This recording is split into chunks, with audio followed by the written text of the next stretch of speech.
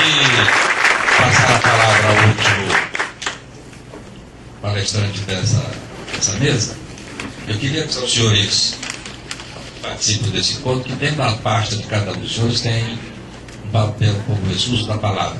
Tem uma moça aqui no centro que vai começar a recolher aqueles que querem questionar aos nossos palestrantes. Então ela vai começar a fazer o trabalho de recolhimento durante o último palestrante. Então eu passo a palavra ao nosso companheiro Adriano Rodrigues de Oliveira, do consórcio HP ITA. Ele falará sobre perspectiva do empresariado no transporte do distrito. A palavra é para Adriano.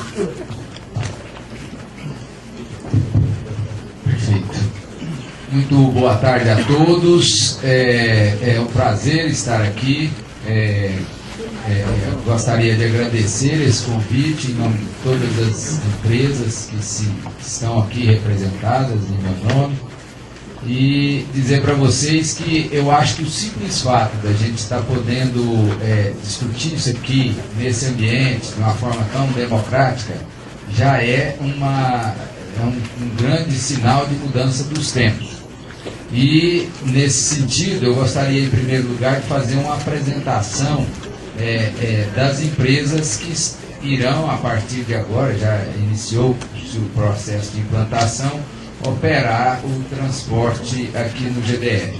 São 5 bacias, como já foi dito antes, são 5 empresas, cada uma operando uma das bacias. A bacia 1 é operada pela empresa Piracicabana, uma empresa de São Paulo.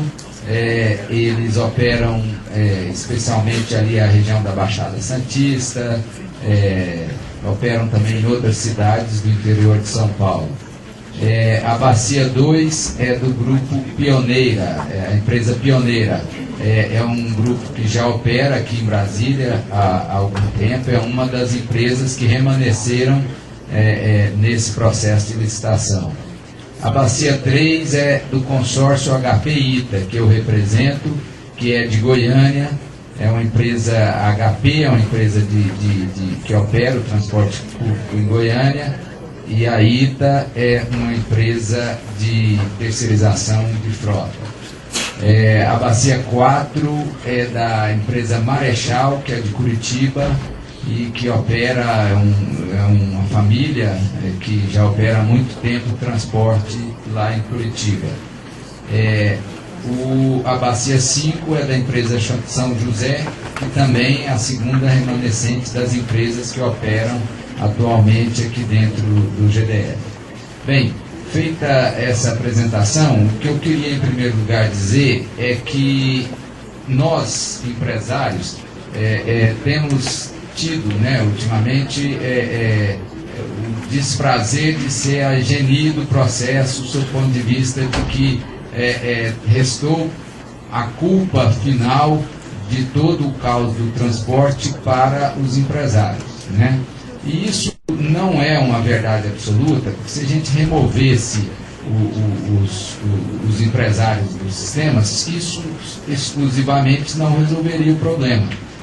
Com isso, gente, eu gostaria de dizer que não é uma inverdade dizer, e pelo contrário, que existem péssimos empresários e que aí se é minoria, maioria, aí não cabe a gente levar em consideração, mas o fato é que existem sim péssimos empresários que ainda têm uma visão totalmente equivocada em relação ao transporte, não entendem que o transporte é uma concessão pública, que as empresas são um braço do Estado operando ali, estão prestando um serviço público de acordo com a lei de concessões. Então, de fato, ainda existe muito empresário que tem uma visão patrimonialista e que, portanto, essas pessoas, sem dúvida, têm contribuído muito para essa situação que existe hoje no transporte. Agora, existe também uma gama muito grande de empresários que já perceberam, e aí é natural, o Paik disse com razão, quer dizer, a visão do empresário é a visão do lucro, de obter o resultado, Mas muitos empresários hoje, esse grupo que eu represento tem essa visão, eu trago aqui uma palavra desse grupo, entendeu e já entendia antes e agora cada vez mais, a necessidade de uma mudança de comportamento das empresas, um entendimento que, para mim, comungo em gênero, número e grau com o que o Paik disse em relação à participação, óbvio, da sociedade na discussão do transporte. Não pode ser uma coisa restrita a empresário e a tecnocrata, a governo.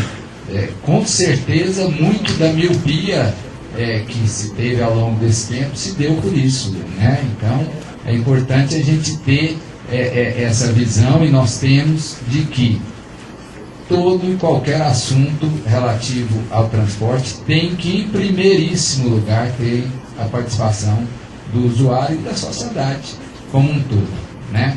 Então, eu acho que, em que pese, isso foi muito ruim para os empresários do setor, todo esse movimento e tudo, a gente vê uma perspectiva positiva. Os bons empresários que entenderem que num ambiente de um transporte eficiente, seja com o passe livre ou não, isso é uma questão que a gente tem que discutir, existem diversas opiniões, né?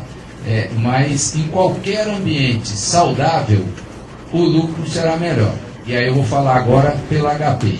Para vir trabalhar nesse ambiente que existe hoje aqui em Brasília, nós não viríamos. Então, o que está perguntando é perspectivas do empresariado. Com certeza, a perspectiva da HP ao vir para Brasília é de que a gente possa, de fato, mudar o quadro do transporte coletivo aqui em Brasília. Se assim não fosse, nós não teríamos vindo. Por quê?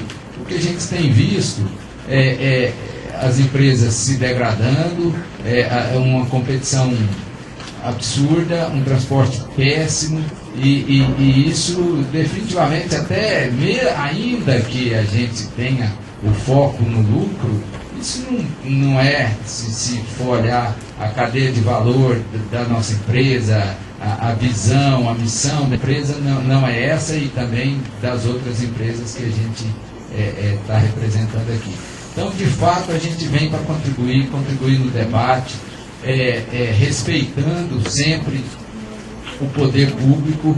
Quer dizer, a gente tem procurado contribuir, mas a decisão final é do poder público, do poder concedente. Acho que isso é preciso que o poder concedente ouça todos esses movimentos, ouça a sociedade, para poder estar definindo o que tem que ser feito, e nós, como concessionários de serviço público, podemos participar da discussão, mas sempre no âmbito de estar contribuindo e cumprindo com o que é decidido, não por nós, mas pelo poder concedente. Então, essa é a nova visão dos empresários que irão sobreviver. Os demais, com certeza, não irão sobreviver nesse ambiente que é extremamente negativo, como é o caso aqui em Brasília. O secretário mais cedo disse aqui sobre o processo de licitação. Foi um processo extremamente complicado, combatido, né? E nesse sentido eu quero cumprimentar o governo do GDF, nas pessoas do governador, do vice-governador e do secretário José Walter, pela coragem de ter feito, pela coragem de ter enfrentado. E ele disse uma coisa aqui que eu sempre tenho repetido: eles fizeram o mais importante, mas não o mais difícil. O mais difícil ainda está por ser feito, que é de fato implantar uma nova concessão com novos parâmetros, focado na qualidade do serviço em primeiro lugar, e isso tudo ainda irá demandar um tempo, um esforço, uma transpiração, uma inspiração muito grande por parte de todos nós. E, mais uma vez, ressalto a importância de que o usuário do transporte coletivo, que a sociedade como um todo, os movimentos, todos que militam nessa área, sejam ouvidos, para que a gente não cometa esse mesmo erro que vem sendo cometido aí ao longo do tempo, de não focar no que é efetivamente importante. Por isso, como disse o Carlos Henrique, o IPK, o denominador está cada dia menor, e a gente está tendo aí cada dia menos gente para dividir a conta nesse sistema, que é um sistema, concordo também, nefasto, de jogar a conta simplesmente em quem tem menos condição de financiar o transporte coletivo. Só para falar um pouquinho, eu venho de Goiânia, vou falar um pouquinho da dificuldade da implantação que a gente vai enfrentar a partir de agora. Goiânia acaba sendo um bom exemplo para Brasília, até porque, na minha opinião, se completam. O que aqui tem de bom, lá é ruim. O que lá tem de bom, aqui é ruim. Então, só para a gente fazer um parâmetro, vamos falar primeiro do modelo institucional. Eu acredito que o modelo institucional nosso lá é aprimorado em relação ao modelo institucional aqui. Já temos algum nível de participação da sociedade nas decisões sobre o transporte. Nós temos lá uma Câmara Deliberativa do Conselho, uma Câmara Deliberativa do Transporte Coletivo, que tem participação da Assembleia, participação da Câmara de alguns municípios da região metropolitana. Então já existe pelo menos um embrião da participação da sociedade na discussão do transporte.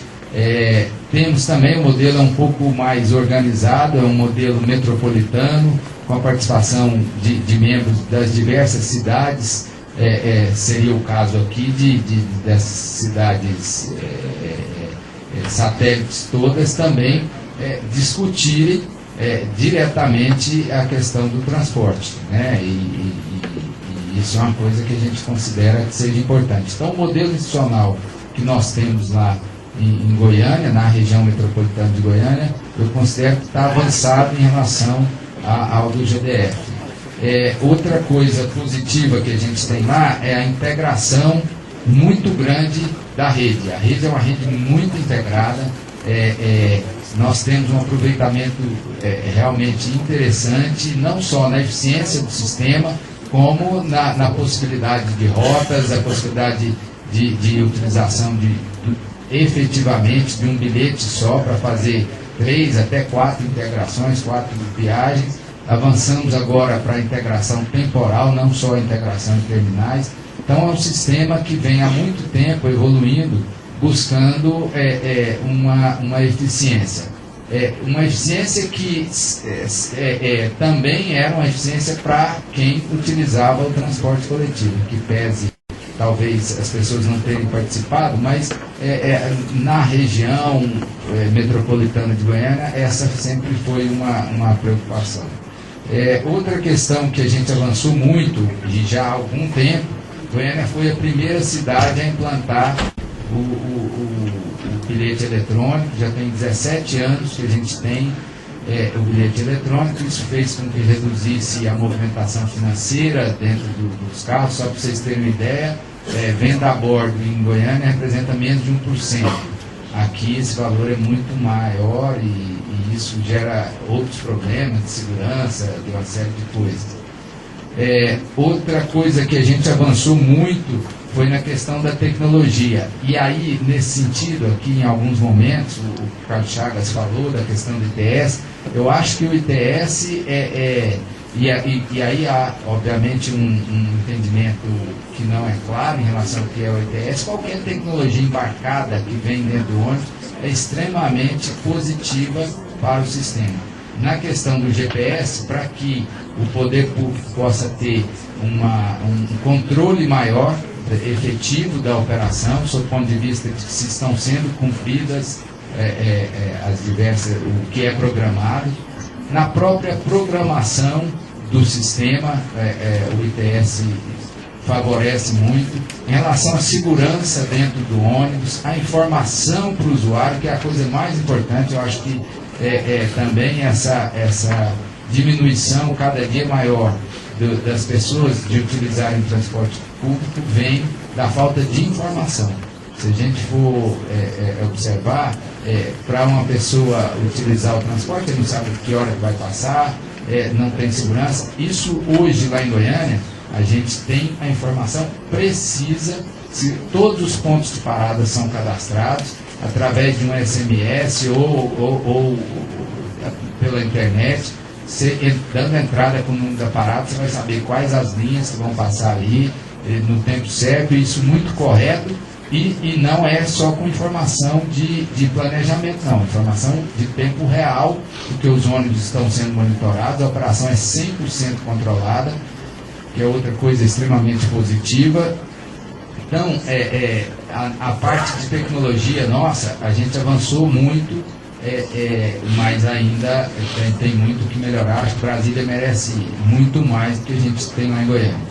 Agora, aqui em Brasília, existem duas coisas, dois princípios que são muito melhores do que a gente tem lá. Em primeiro lugar, lá o sistema é 100% financiado pelos usuários, o que é um crime. Todas as gratuidades são financiadas pelo usuário, quer dizer, é um absurdo dos absurdos. O usuário, além de pagar a passagem dele, ainda tem que pagar as gratuidades, seja do estudante, do deficiente, quer dizer, é um absurdo. Aqui não. Outra coisa, o sistema viário aqui é muito melhor do que o lá em Goiânia, só para vocês terem uma ideia, e aí mais uma deficiência do poder público, ao não investir corretamente em infraestrutura. E a velocidade média em Goiânia é de aproximadamente 15, 16 km por hora. Aqui vocês têm uma velocidade média muito melhor, o sistema viário muito melhor, né? E isso com certeza favorece a eficiência do sistema. Já faltam só 5 minutos, até para que a gente possa ter mais tempo para o debate, eu vou concluindo dizendo só de algumas coisas. A gente falou aqui em alguns momentos de tarifa, de fraude e tudo. Eu acho que isso tem que acabar também dentro do sistema. Isso não é uma coisa que o empresário sério gosta de ouvir. Em relação ao lucro das empresas também, eu acho que tudo isso tem que ficar muito claro, muito transparente. Nós participamos de uma licitação em que o lucro nosso ele é reflexo de uma taxa de retorno em cima dos investimentos que são feitos, e isso tem que ser constantemente apurado, motivo de revisão para mais ou para menos, no caso de desoneração.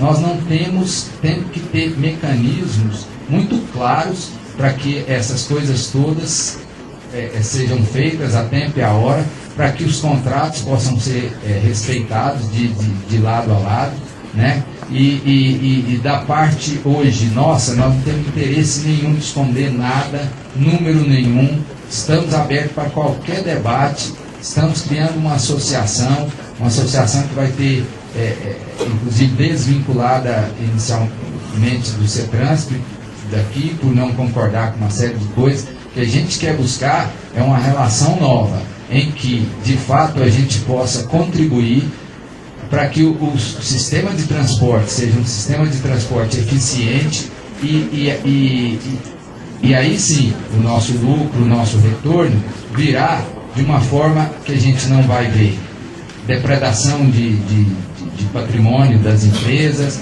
a gente não vai ver problema de violência, a gente não vai ver uma situação que para o bom empresário jamais é motivo de aspiração, de qualquer coisa nesse nível. Então, o que eu trago para vocês, aqui finalizando, são essas palavras. Esse é o espírito com que as empresas que estão vindo de fora vieram para cá com esse espírito, as que continuaram estão buscando também incorporar esse espírito para que a gente possa, de uma forma coletiva e de uma forma inteligente, buscar soluções para o transporte. Então, mais uma vez, agradecer o convite, a possibilidade da gente estar aqui colocando isso, e estamos à disposição para qualquer questionamento e qualquer pergunta, não só aqui agora, como ainda não temos o endereço fixo da associação, mas a associação vai funcionar 24 horas para receber toda e qualquer questionamento, sugestão, debate, que faz com que a gente possa efetivamente implantar um sistema eficiente aqui na capital do país, a cidade que, na minha visão, tem que ter o melhor transporte do país e não o pior transporte do país. Obrigado, Adriano. vamos entrar agora na fase das intervenções da plateia. E temos aqui, por enquanto, 3 inscrições. Temos 5 inscrições. O que vamos fazer é cada um desses inscritos terão 3 minutos para o seu questionamento. E nós vamos fazer, como são 5 blocos completos, 5 questionamentos, e em seguida, 3 minutos para cada um dos questionadores, e em seguida à mesa, cada um dos debatedores terão 5 minutos para as respostas para responder. Então, pela ordem, Paulo Alexandre, não sei com quem está aí o microfone. Paulo Alexandre. Aonde Paulo Alexandre vai falar com? Tá. Por favor, 3 minutos, Paulo. Observando um pouco, ouvindo o que foi conversado, né, eu percebo uma dificuldade muito grande dos setores, tanto do governo quanto do empresariado, para dar resposta efetiva que traga melhorias para a sociedade. Né? Então eu consigo visualizar muito bem a parte do empresariado que, na lógica, ele prefere que a operação seja pior, que o lucro venha melhor. Isso a gente vê muito nas nossas obras aqui de infraestrutura, né? Então o empresário está louco para já fazer a medição, receber, e não importa se aquilo ali ele deixou bem acabado para o cidadão, se ele arrancou uma calçada e naquela calçada que ele arrancou enquanto estava em obra, ele colocou um compensado para as pessoas continuarem passando por ali. Então eu não vejo um compromisso militante do empresário com a sociedade. Eu vejo um compromisso muito claro do empresário realmente com o lucro. Eu queria voltar para vocês aí um comentário para ver aonde surge esses empresários que estão militando para a sociedade. Né? Quais são os exemplos que a gente tem no Brasil de empresários mesmo que estejam militando e que mesmo que ele consiga levar um bom salário para casa, um bom retorno financeiro para a empresa, ele também está preocupado mesmo com o desenvolvimento da sociedade. Por outro lado, eu vejo a gestão também muito preocupada em se reeleger, um sistema político muito viciado dessa eleição. Então, esses 2 assuntos que foram tocados aqui me preocupam muito. Né? E no caso de Brasília, o não pagamento da tarifa já teria uma melhoria imediata das pessoas utilizando. Né? Como a gente é muito dependente do automóvel, o já não pagamento, mesmo com um serviço não de alta qualidade, já faria essa migração do carro para o automóvel. E a gente não vê, eu não consigo enxergar que a gente não pode arriscar dessa forma. Mesmo não estando tudo estruturado, como foi dito, a gente não tem uma capacidade operacional de alta qualidade para migrar o conforto do automóvel, mas pela tarifa e a possibilidade, a versatilidade de você pegar diversas linhas, diversos ônibus no mesmo dia, pode sim, já traria uma melhoria muito rápida. Né? Então acho que a gente tem que caminhar mesmo e estudar muito claro como seria essa implementação, porque para mim faz muito sentido aqui na realidade da cidade.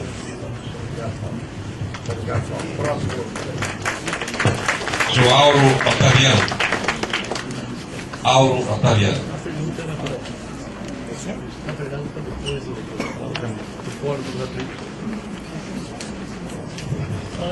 A pergunta seria depois no fórum do transporte coletivo gratuito já, tá? Eu vou reservar o meu tempo para depois. Obrigado. Próximo. Eu espero que os debatedores estejam atentos aos questionamentos. Ele disse que vai ficar no final. No outro bloco. Provavelmente nós vamos ter um bloco único, porque temos aqui apenas 7 questões.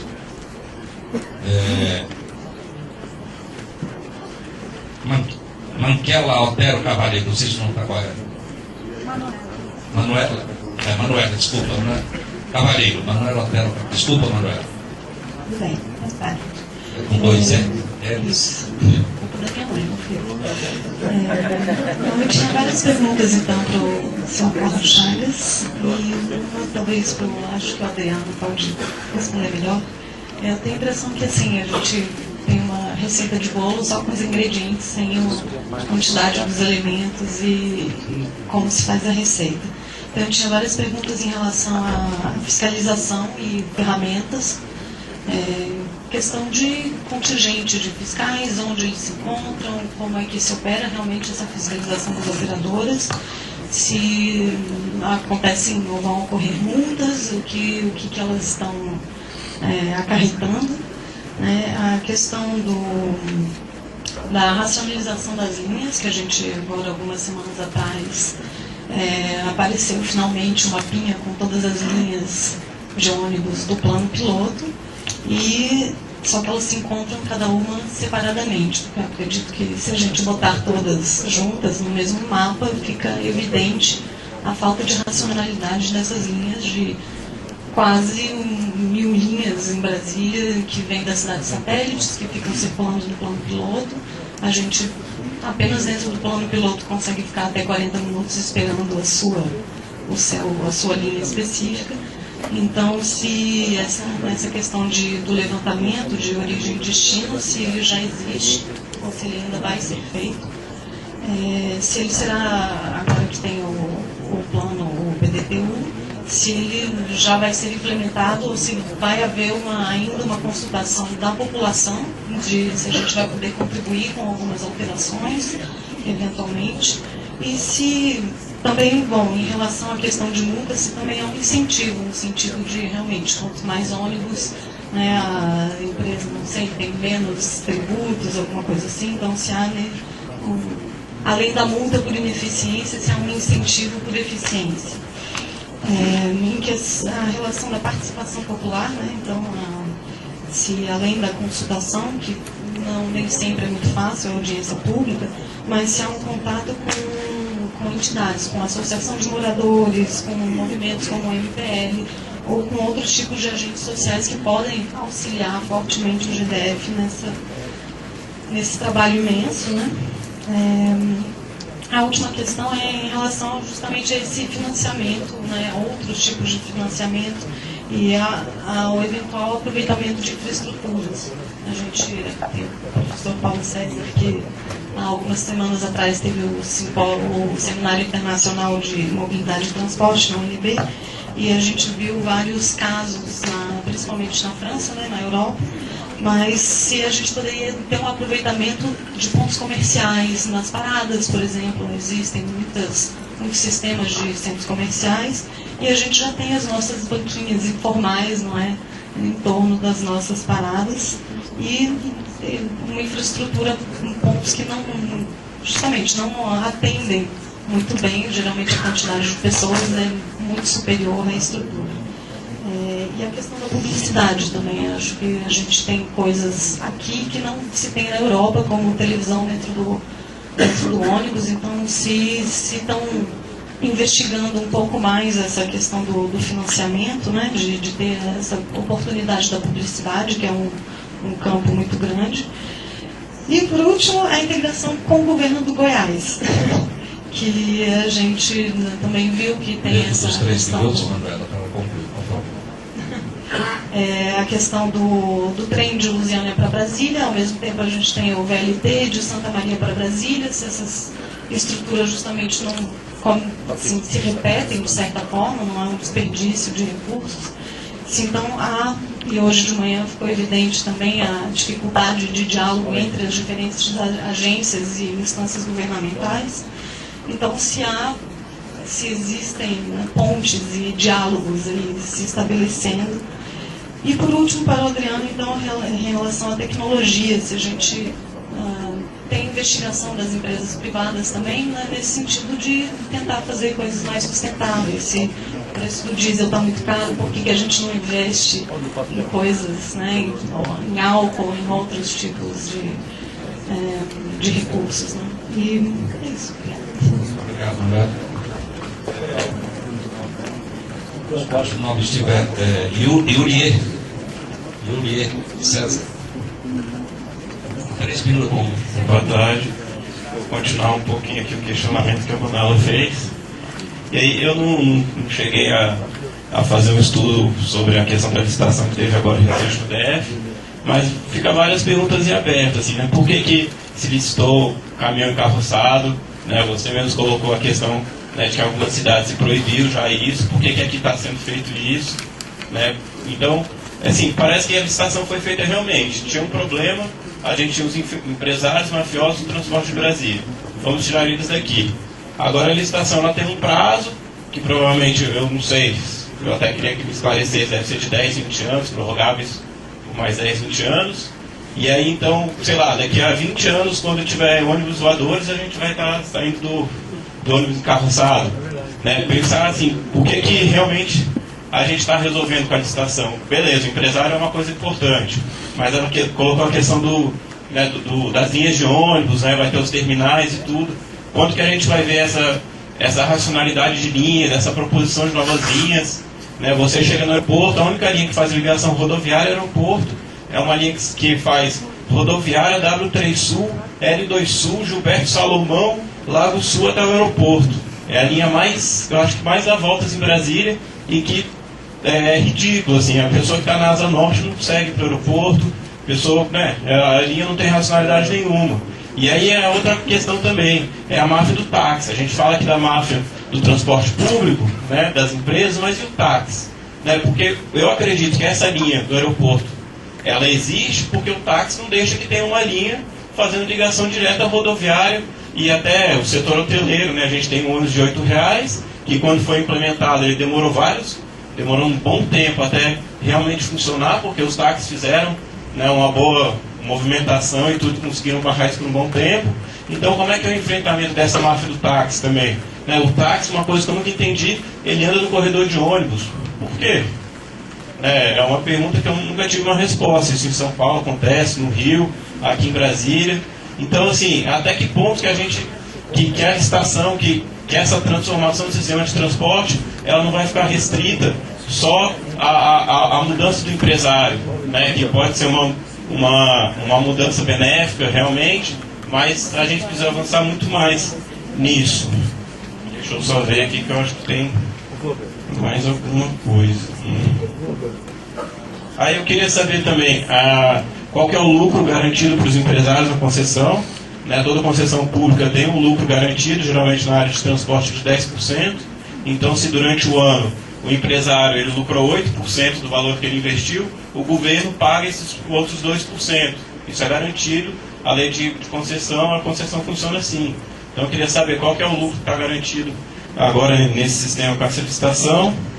E a outra questão que é a questão que a tarifa o que eu vi da licitação foi o preço da tarifa por usuário, e todos eles, ele está menor que R$3 dos ônibus que fazem mais as ligações maiores, e menor que R$2 os que circulam no plano piloto. Então, como é que vai ficar isso? A tarifa não vai baixar? A tarifa não vai baixar? Né? Eu sei que tem a questão da integração, ela tem uma outra forma de divisão desses recursos, só queria que esclarecesse um pouco mais sobre isso. É isso, obrigado.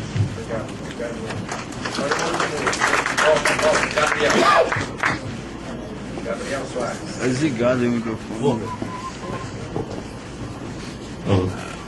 Beleza. Continuando a linha de várias coisas bem nada a ver uma com a outra. Primeiro, a coisa que eu só gostaria de falar aqui, na última vez que a gente conversou com o GDF, foi passado por nós uma estimativa de valor que tarifa zero custaria para o GDF aproximadamente entre 105 e 115 milhões por mês, a mais do que já custa o funcionamento do transporte público. Então, meio como norteamento, assim, como meta de quanto financiamento a mais que seria necessário do que já existe hoje, para ter algum tipo de norteamento no debate, para a gente não simplesmente ficar falando sobre formas e não ter uma meta concreta. Assim. Antes de entrar dentro disso, só gostaria de falar que, assim, o Imperium é um movimento que tem uma visão estrutural das coisas, estrutural do transporte de rua por causa de estrutura, etc. Então, eu não estou falando isso nada com uma treta pessoal ou contra esse consórcio em particular que eu não conheço, mas esse discurso de empresários bons e empresários ruins é um discurso que a gente escutou antes com o Ike Batista. Sabe? Ele é empresário bom, ele compra coisa, ele está independente e o governo está dando caminhões de dinheiro para ele. Assim. E a gente não fala isso como birra, como uma outra empresa, porque a gente vê isso como uma questão estrutural. De quando você tiver uma estrutura, certo, que recompensa certas práticas, isso vai permanecer. Entende? A gente não vê isso necessariamente como uma questão de qualidade de caráter, a gente vê isso como o comportamento que o sistema recompensa e por assim diante. E dentro dessa visão estrutural, a gente também tem que lembrar, quando a gente está falando de levantamento de origem e destino, que isso é estruturado pelo próprio sistema, ou seja, para onde você vai, para onde você vem, depende da linha onde você está pegando. E também, que nem já foi dito, teve uma pesquisa do IBGE em 2010, que 37 milhões de brasileiros não usam transporte público porque eles não conseguem pagar a passagem. Pode pagar a passagem. Ou seja, essas pessoas não são usuárias, mas elas têm origem e destino, mas elas não podem usar, elas não entram nessas pesquisas, etc., porque elas são marginalizadas do sistema por causa da falta de poder econômico. E aí, falando sobre, quando a gente está falando sobre financiamento do Tarifa Zero, é importante notar a questão de ganhos estruturais. Ou seja, carros privados têm muito mais acidentes do que ônibus e metrô, obviamente. Então, se você implementa Tarifa Zero, você tem muito menos acidentes de trânsito, muito menos pessoas sendo atropeladas, muito menos pessoas, acidentes de carro, acidentes de moto, etc. Então, isso é um custo do Estado, que é o custo de saúde, que é diminuído em grande parte. Você também tem custo ambiental, menos poluição, etc. e tal. Você também tem menos... por favor. Tá, deixa eu ir lá, rapidão. E isso é importante também notar em relação a gratuidades, porque com Tarifa Zero, por exemplo, o governo gasta 30 milhões por mês com o passe livre estudantil. Se você tem a Tarifa Zero, esses 30 milhões já contribuem para pagar esse valor. Tem várias questões de gratuidade, seja para idosos, seja para estudantes, etc., que em um regime de Tarifa Zero, até o mesmo vale de transporte, que já são outros dezenas de milhões, que todos iriam para contribuir, que já são coisas que já são gastas hoje em dia, já são burocracias já estabelecidas hoje em dia, que podem ser simplificadas e tudo para esse fundo de transporte e pagariam grande parte do custo desses 105 milhões, que, na nossa opinião, já não é demais para gastar em relação à possibilidade de ter um transporte gratuito para toda a população. Obrigado, Gabriel. Vamos nesse primeiro bloco, cada um dos expositores terão 5 minutos para uso da palavra. Começando pela ordem, e o Carlos Henrique Carvalho. 5 minutos. Alô? Bem, eu não acho que não vou gastar os 5 minutos por questão de justiça social, tanto eu falei aqui, para todo mundo aqui ávido por resposta sobre o processo licitatório aqui do GDF, né? Só um comentário rápido sobre a questão do custo dos acidentes de transporte. Os cálculos que a gente tem no IPE é que esses custos giram em torno de 30 bilhões de reais por ano, né? Então, se você pensar aí 30 bilhões de reais, por ano você poderia fazer uma série de investimentos em melhoria da mobilidade, que obviamente reverteriam, como você falou, na redução dos acidentes e a redução do custo da mobilidade em geral. Por fim, eu só queria deixar um recado sobre a questão do modelo de financiamento, dos modelos que foi falado aqui, do sistema de mobilidade, e a gente vê hoje em dia as pessoas demonizando, esse modelo, o modelo de planilha tarifária. Então, é só para deixar um lembrete que, para não misturar as coisas, independente do modelo que se utiliza, de financiamento do transporte público, ao fim do mês vai chegar uma fatura de pneus para se pagar, vai chegar uma fatura de veículos a se pagar, vai chegar uma fatura de diesel a se pagar, vai chegar, você tem que rodar a folha de pagamento. Independente do modelo, os custos estão aí e têm que ser pagos. E a planilha tarifária nada mais é do que um instrumento de cálculo, acompanhamento e controle dos custos que estão sendo gerados. Então, não confundir um instrumento que é a planilha tarifária, que é fundamental, que o poder público tem que acompanhar os custos de forma transparente com o modelo de financiamento, que é um modelo hoje, na minha opinião, falido, como foi colocado aqui, onde apenas o usuário custeia os custos efetivos do transporte público. O poder público não pode abrir mão de acompanhar, de controlar, de fiscalizar os custos, e a planilha tarifária é apenas um instrumento para que ele o faça de forma satisfatória. Muito obrigado pela participação e eu fico. Tem mais um botão? Obrigado. Carlos Chagas.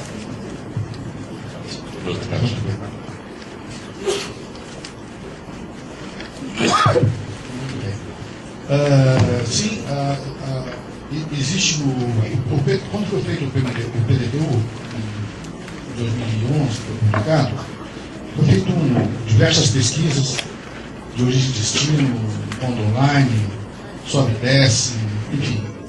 E essas pesquisas nos permitiu de planejar diversas linhas de transporte, onde você sabia a origem e o destino dessas pessoas, e a gente escolheu, digamos assim, a alternativa recomendada, que seria a nossa linha tronco alimentadora, com integração aberta temporal.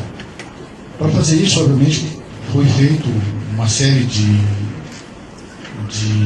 integração em diversos pontos, com diminuição de linhas, inclusive de frota. Esse modelo de integração está sendo implantado aos poucos. Você sabe que não se vira o machado, é uma coisa demorada. Agora que se conseguiu fazer a licitação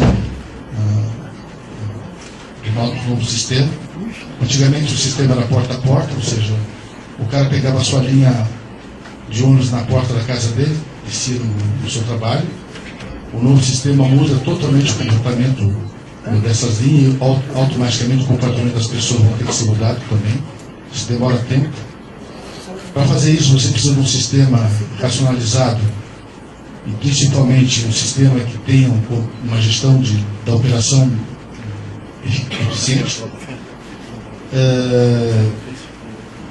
Para falar nisso, o nosso sistema hoje, apesar de talvez não um pouco utilizado, mas a gente tem a participação talvez não tão efetiva da comunidade. Algumas cidades, algumas regiões administrativas já têm seu comitê de transporte, onde tem a preocupação de levar suas preocupações, suas demandas, e o conselho de transporte nosso é deliberativo, então delibera também. Nós não estamos questionando a validade. Eu acho que é importante que a comunidade participe cada vez mais. Isso enriquece, obviamente, e nos facilita, porque nós atendemos exatamente esse cliente.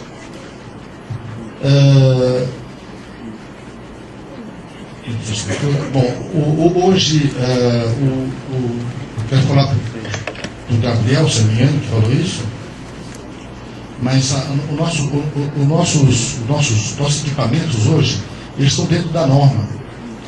Quando eu falei que em São Paulo mudou o equipamento, que foi um decreto, uma lei do município, exigindo que os novos operadores não mais aceitassem o caminhão carroçado. Mas esses caminhões carroçados estão dentro da norma, então eles estão no mercado, então ele é aceito.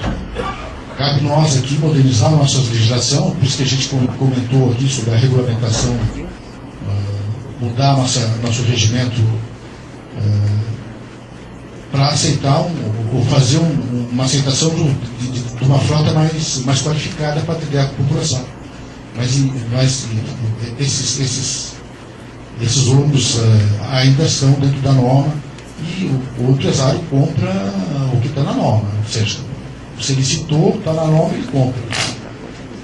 Cabe exatamente uma intervenção, talvez futuro, para a gente mudar essa nossa frota aí. Existe realmente uma preocupação desse novo sistema utilizar a televisão e a publicidade como sendo uma tarifa extra, um recurso extra no sistema, para incorporar no sistema. Isso também requer uma licitação, requer todo um processo antes de ser aplicado. No PDTU houve uma discussão muito grande sobre a inter-relação entre o Goiás, o entorno, o GDF e os municípios sobre o transporte interestadual ou interurbano, que a gente chama aqui.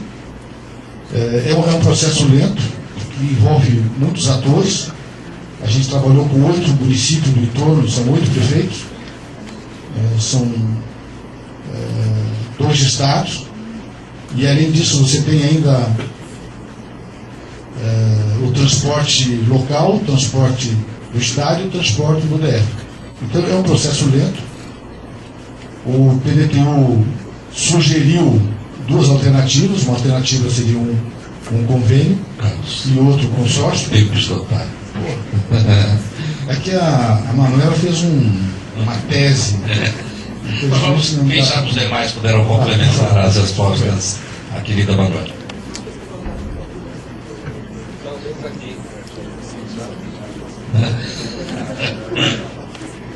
Com a palavra, você, Lucas. Bem, Lucas. correto. Nós temos uma outra mesa, já estamos atrasados. Beleza. Bem, só recordando uma coisa que o Gabriel comentou, 105 milhões seria o preço total da tarifa zero, ainda se mantivesse o IPK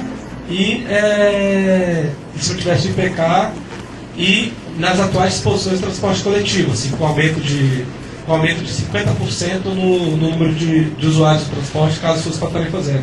Esse é um cálculo primário, assim, a princípio, né, mais robusto, feito pelo Zé Walter Vargas, que ele apresentou para a gente. Mas hoje já tem um financiamento de cerca de 40 a 50 milhões do transporte coletivo. Então, na verdade, a tarifa zero está mais próximo do que isso parece. Daí eu queria só apresentar aqui assim, uma outra coisa, quando fala essa questão de estar dentro da norma, etc., é sempre importante. A norma para a gente é sempre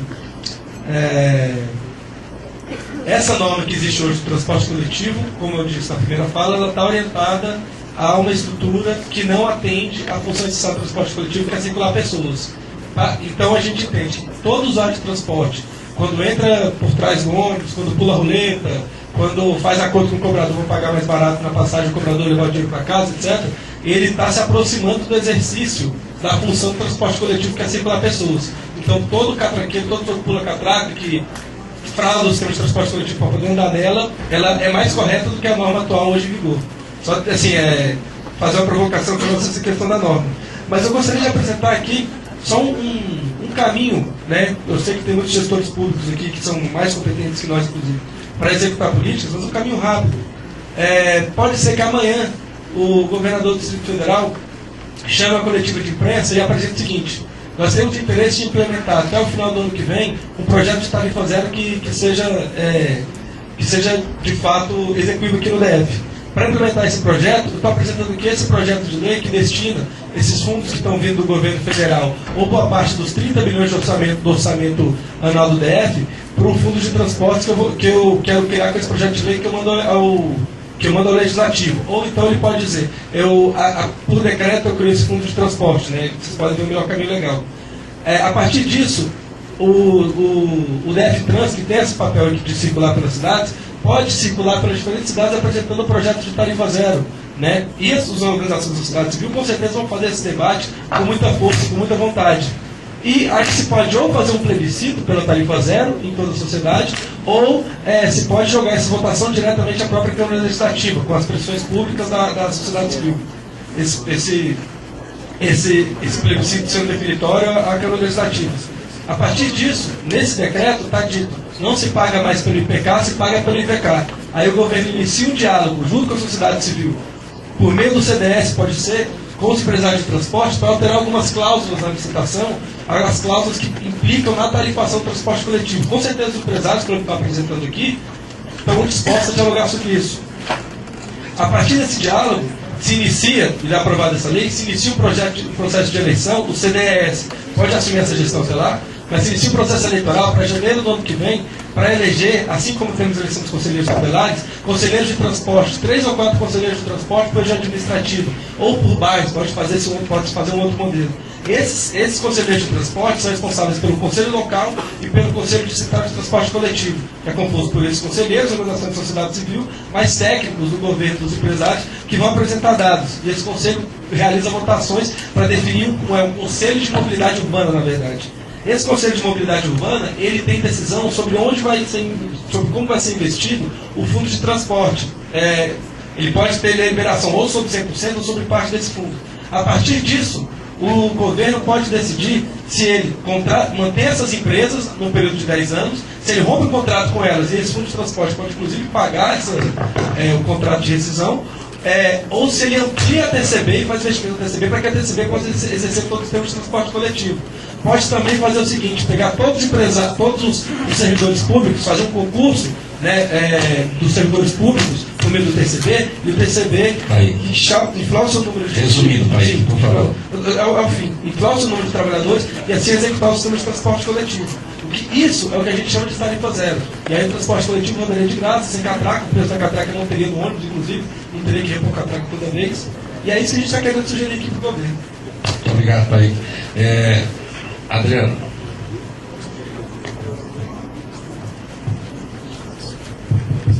Sim, rapidinho, só para responder. Primeiro, em relação ao que o Paulo Alexandre colocou, em relação a se existe o empresário bom, né, o empresário que tem um pensamento social ou alguma coisa parecida, e aí já respondendo também ao Gabriel em relação se a simples troca de empresário bom por empresário ruim resolveria o problema. Bem, existe sim empresário que tem preocupação social e com certeza tem muito empresário que preocupa não só preocupa com o meio ambiente, preocupa com uma série de coisas, como existem empresários que não têm nenhum tipo de preocupação e visam somente o lucro. Mas a simples troca, Gabriel, você tem toda a razão. É mais ou menos dentro daquele raciocínio que eu falei. Se você tirar o empresário hoje do transporte, resolve o problema? Não. Tem outros motivos porque o transporte hoje é ruim. Não é só tirar empresário e da mesma forma, trocar empresário ruim por empresário bom resolve o problema? Não resolve o problema. É um bom começo, mas não está longe de resolver.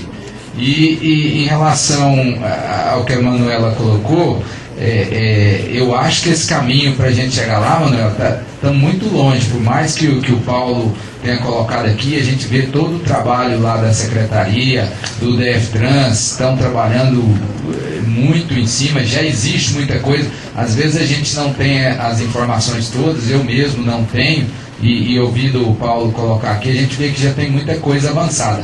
Mas a gente precisa, assim, urgentemente de avançar em muitas coisas, porque o caminho é longo para que a gente possa ter uma rede que funcione. Como disse o Yuri, essa coisa, a rede, eu não vou usar o termo ridículo, mas ela é uma rede ineficiente, totalmente ineficiente. Qualquer estudo mais aprofundado, com certeza essa rede vai ganhar uma eficiência em todos os sentidos, de custo, eficiência de atender melhor as pessoas, a gente não tem dúvida nenhuma quanto a isso, e a gente espera poder contribuir, até porque, e aí concluindo, não sei se respondi tudo, a questão da TIR, sinceramente eu não sei qual é a TIR da proposta, eu não estava efetivamente, não participei da elaboração da proposta, mas é correto isso, quer dizer, existe sim uma taxa interna de retorno que baliza a relação contratual entre o poder concedente e a empresa que opera isso em qualquer concessão pública. Mas, concluindo, eu acho que é importante que nós todos tenhamos essa visão, nós, empresários e o poder público. Nós fracassamos ao tentar organizar o transporte coletivo, e aí concordo em gênero, número e grau com o movimento Passe Livre.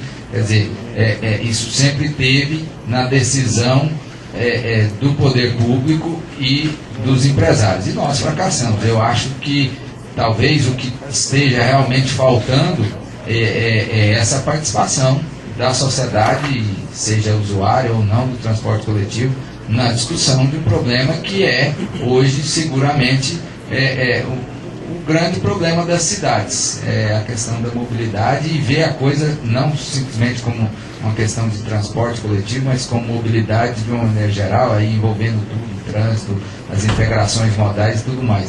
Então, o simples fato de a gente estar aqui, e aí não queiram achar que eu acho que o mundo é cor-de-rosa, que eu não acho. Eu sei que ele é de cinza para marrom, mas o fato da gente estar aqui já é um avanço considerável, discutindo aqui de forma civilizada, inteligente, técnica, esses assuntos todos. Eu não tenho dúvida de que a gente está dando um passo no sentido de resolver esse problema, não a curto prazo, repito mais uma vez. Esse é um problema que não adianta mudar, zerar a tarifa, trocar empresário bom por empresário ruim. As questões estruturais têm que ser todas enfrentadas para que a gente possa ter um resultado final positivo. E não tenho dúvida que nós, empresários, que participamos dessa licitação, ganhamos essa licitação, estaremos em todos os fóruns para debater toda e qualquer questão, ainda que tenhamos que divergir, de contrapor, mas a gente vai estar sempre debatendo em todos os fóruns que nós fomos convidados. Muito obrigado, Adriano. Olha, eu queria pedir escusas ao Diego, a Ana Paula e o Domingos, e até o Aldo, mas o nosso tempo está esgotado, tem uma outra mesa. Eu já mandei passar os nomes dos senhores para a coordenação do evento, e todos eles vão tentar ver se consegue as perguntas dessas 3 pessoas para repassar aos debatedores, para mandar a resposta por e-mail ou por outro veículo qualquer. Mas não há mais tempo, mesmo nós tendo começado com atraso, começamos às 14h30, já são 16h37. São 37 minutos de atraso na mesa número 3.